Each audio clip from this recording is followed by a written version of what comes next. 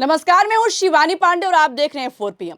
दोस्तों, इस वक्त की बड़ी खबर सामने आई है कि ईरान ने दुनिया की सबसे ताकतवर अमेरिकी सेना को पीछे खदेड़ दिया है और तो और इजराइल ने खुद सरेंडर कर दिया है, तो तहलका मच गया है। खबर है कि इजरायली आर्मी चीफ ने दावा किया है कि अब हमारे पास सैनिक नहीं बचे हैं, हम जंग नहीं जीत पाएंगे। तो कैसे ईरान ने अमेरिकी बेस और इजराइल के हेडक्वार्टर को धुआं धुआं कर दिया है और आखिर क्यों अचानक से ट्रंप ने 10 दिन के सीज फायर का ऐलान किया है, इस पर जानकारी के लिए हमारे साथ प्रियंका जी मौजूद हैं। प्रियंका जी, कल तक ट्रंप अमेरिकी सेना भेजकर ईरान पर सरेंडर का दबाव बना रहे थे, तो आज क्या हो गया? आज हो ये गया है कि ईरान ने पिछले 24 घंटे में पूरे जंग के खेल को पलट दिया है। सबसे बड़ी खबर ये निकलकर सामने आ रही है कि ईरान ने सुपर पावर देश की सबसे हाईटेक आर्मी को पीछे खदेड़ दिया है। आलम तो ये हो चुका है कि इजराइल के आर्मी चीफ ईरान के सामने गिड़गिड़ाने को मजबूर हो गए हैं। तो फिलहाल इजराइल के आर्मी चीफ ने क्या बयान दिया है, जिसके बाद से पूरी दुनिया में तहलका मच गया है और अमेरिकी आर्मी का क्या हाल हुआ है आपको बताएंगे। लेकिन खबर में सबसे पहले ईरान ने कितनी तगड़ी तैयारी की है, जिसे देखकर अब एक्सपर्ट्स भी हैरान रह गए हैं। बिग ब्रेकिंग देखिए, खबर आप देखिए अल जजीरा की खबर निकलकर सामने आई है। बाकायदा इस खबर को कंफर्म किया गया है और इस खबर में साफ लिखा हुआ है कि अमेरिका और इजराइल के खिलाफ जमीनी जंग के लिए ईरान पूरी तरीके से तैयार है। इस खबर में आप देख सकती हैं कि इस वक्त की बड़ी खबर है और इस खबर में लिखा हुआ है कि 10 लाख से ज्यादा सैनिक ईरान ने जमीनी जंग के लिए तैनात कर दिए हैं। मतलब 1 मिलियन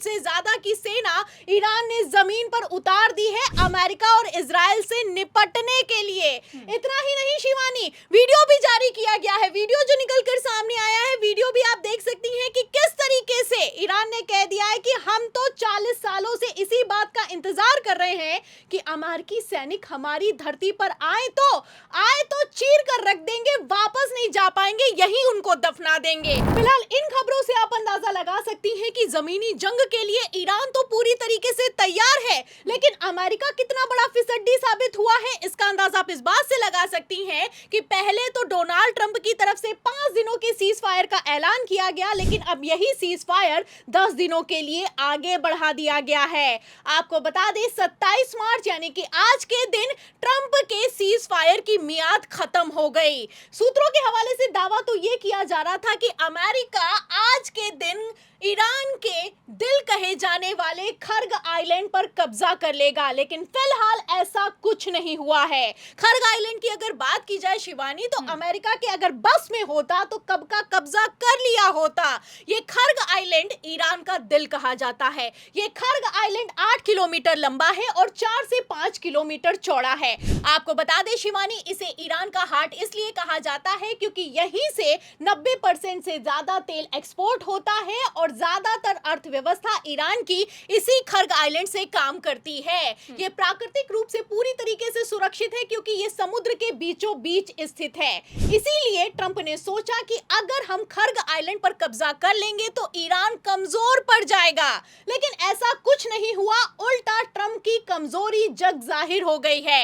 आपको बता दें शिवानी, अमेरिका की तरफ से एयर ट्रूप्स ईरान में तैनात किए गए। दावा किया जाने लगा कि अमेरिकी सैनिक पैराशूट के जरिए आएंगे और डायरेक्ट खर्ग आइलैंड पर कब्जा करेंगे और हमला करेंगे, लेकिन फिलहाल ये इतना आसान नहीं है क्योंकि जमीन पर भी अमेरिकी सैनिकों को एक बैकअप चाहिए। जब भी एयर ट्रूप्स आते हैं तो पहले चारों तरफ से उस जगह को घेरा जाता है। फिलहाल अमेरिका खर्ग आइलैंड को इसलिए नहीं घेर सकता है क्योंकि आसपास जितने भी देश मौजूद हैं वो सारे के सारे मिडिल ईस्ट हैं और दावा ये किया जा रहा है कि कतर, सऊदी अरब पर इसीलिए ईरान ने पहले ही हमला कर दिया ताकि अमेरिका खर्ग आइलैंड पर कब्जा नहीं कर पाए। फिलहाल इस बैकअप की बोन को भी ईरान ने तोड़ दिया। ईरान ने क्लियर मिडिल ईस्ट को धमकी देते हुए कहा कि अगर खर्ग आइलैंड पर कब्जा करने के लिए अमेरिका की किसी भी देश ने मदद की तो हम पूरी दुनिया का नक्शा बदल देंगे।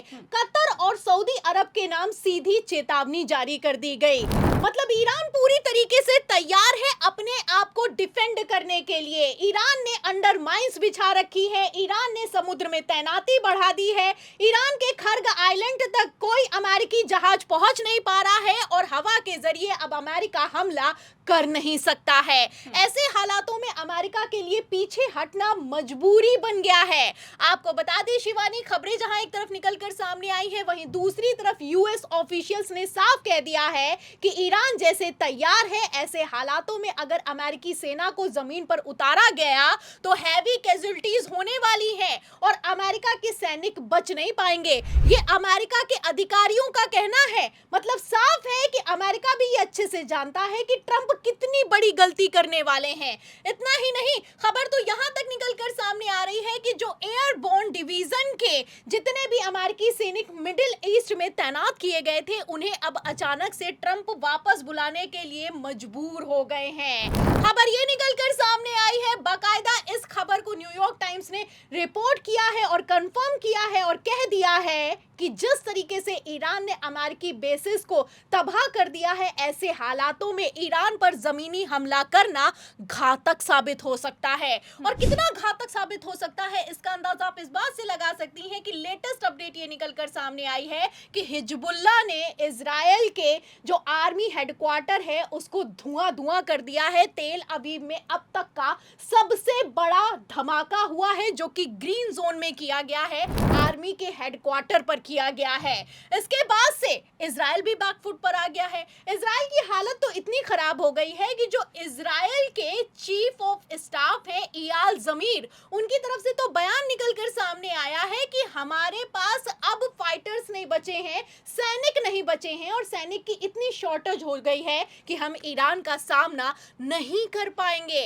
आपको बता दें शिवानी, ये अल जजीरा की रिपोर्ट है। अल जजीरा ने बाकायदा इस खबर को कंफर्म किया है और 27 मार्च यानी कि आज की ये खबर है। इससे आप अंदाजा लगा सकती हैं कि आखिर क्यों डोनाल्ड ट्रंप 10 दिन का सीज फायर आगे बढ़ाने के लिए मजबूर हुए हैं। फिलहाल जैसी खबरें निकलकर सामने आ रही हैं, इन खबरों से आप अंदाजा लगा सकती हैं कि एक तरफ तो ईरान कह रहा है कि अमेरिका के सैनिक हमारे और करीब आए, हमारी धरती पर आकर दिखाएं, वहीं दूसरी तरफ अमेरिका जो कि सुपर पावर देश है, उसकी सेना वापस भाग खड़ी हुई है। डोनाल्ड ट्रंप ने सरेंडर कर दिया है।